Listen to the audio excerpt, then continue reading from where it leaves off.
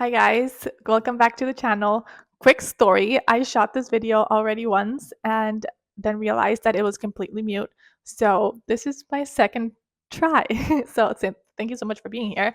And on that first video, I was sharing how I have been wanting to share this information for so long. And I've worked with patients that are on GLP-1 and other weight loss medications over the last 2 years. So I've learned so much and I've really seen so much from it. And I really wanted it to be scripted and organized. And I realized that by doing that, I was just putting it off. And so I really wanted to just come on here and share. So, if you are aware of GLP-1 receptor agonists, so a popular one out there is Ozempic. And what it is, it's a hormone like peptide. So we make GLP-1. Our bodies make GLP-1. If you've taken any nutrition class at any point, you might have heard of ghrelin and leptin. They're commonly talked about as like the hunger hormone and the satiety hormone. So ghrelin makes you feel hungry, leptin makes you feel full.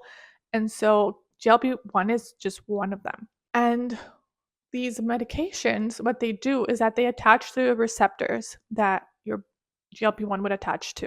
And so it makes you feel full. That's one of the things that it does. GLP-1 also slows down gastric emptying, which just means that you digest it slower, so you feel full longer because the food stays in your digestive system for longer. So that is one of the mechanisms. We also have these receptors for GLP-1 on our brain, and so that makes people sort of uninterested in food.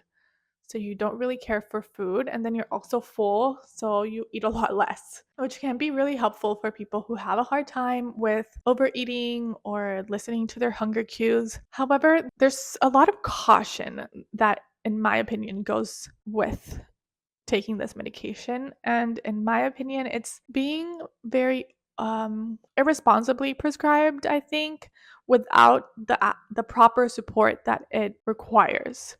So one of the things, and let's start with muscle loss. So anytime you lose weight, anyone who loses weight will lose muscle.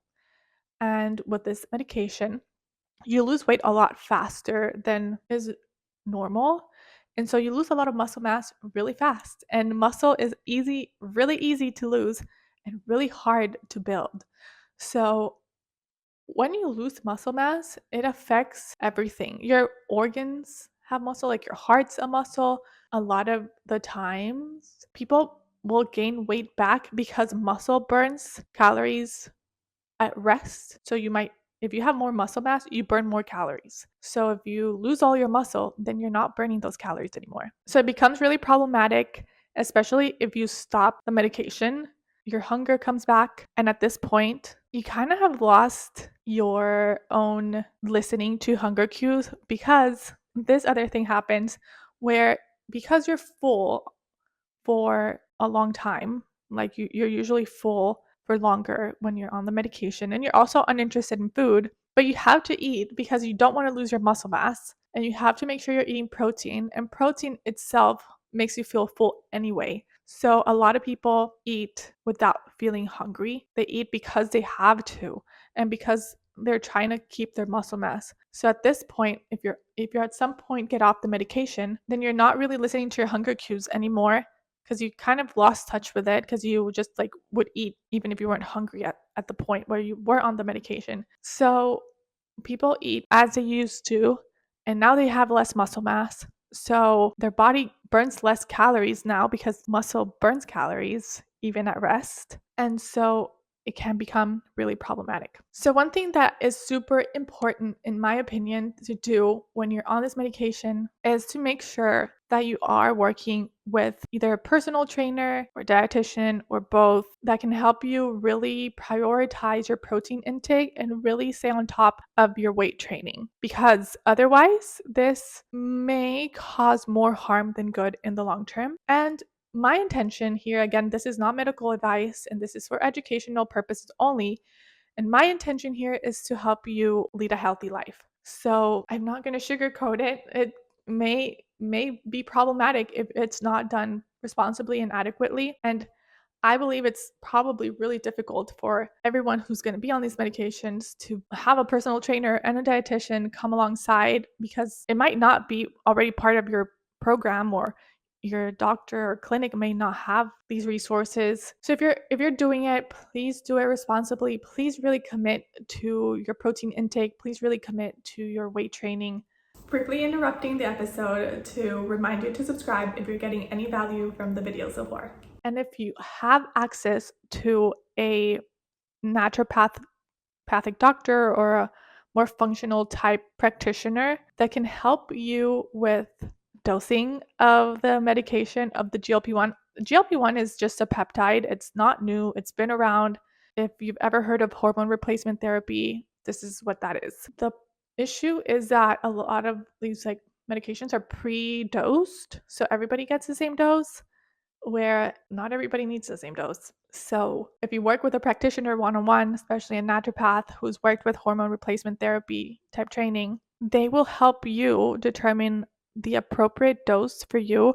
And these practitioners will most likely go low and slow. Minimum effective dose is what I like to recommend with any medication, because we don't need more than our body needs from us.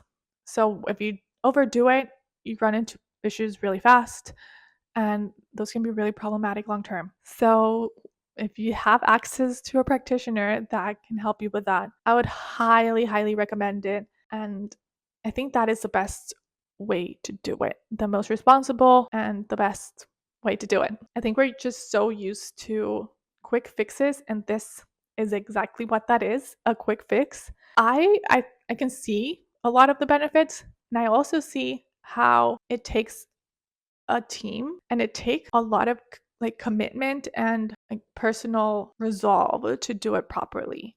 If you really care about your health, then do it properly, because otherwise, again, it may just not be what you think it is, and it may just cause more issues in the long term. However, I have seen the great benefits that it provides. I have seen people come off their diabetes medications or their cholesterol medications or hypertensive medications, and all of those are great.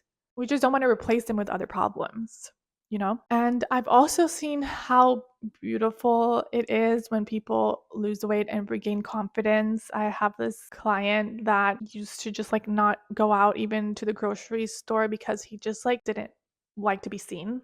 And he was very open about how now he wants to go out because he almost he was embarrassed of himself, and now he's not, and he just has regained so much confidence, and it's just beautiful to see things like that. Again, it needs to be done properly, responsibly, with the right team at the right dose. So that is my honest opinion. I am no dog in the fight, and so I really just wanted to come on here for so long and share.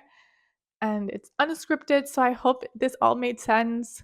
I think the point and the highlight is it can be done. It needs to be done safely. Otherwise, it's going to cause more harm than good long term. And the dose is key. Weight training, again, the team aspect is key and may be very beneficial if done properly. So if you received any value from my video today, please make sure you subscribe so you don't miss any of my future videos.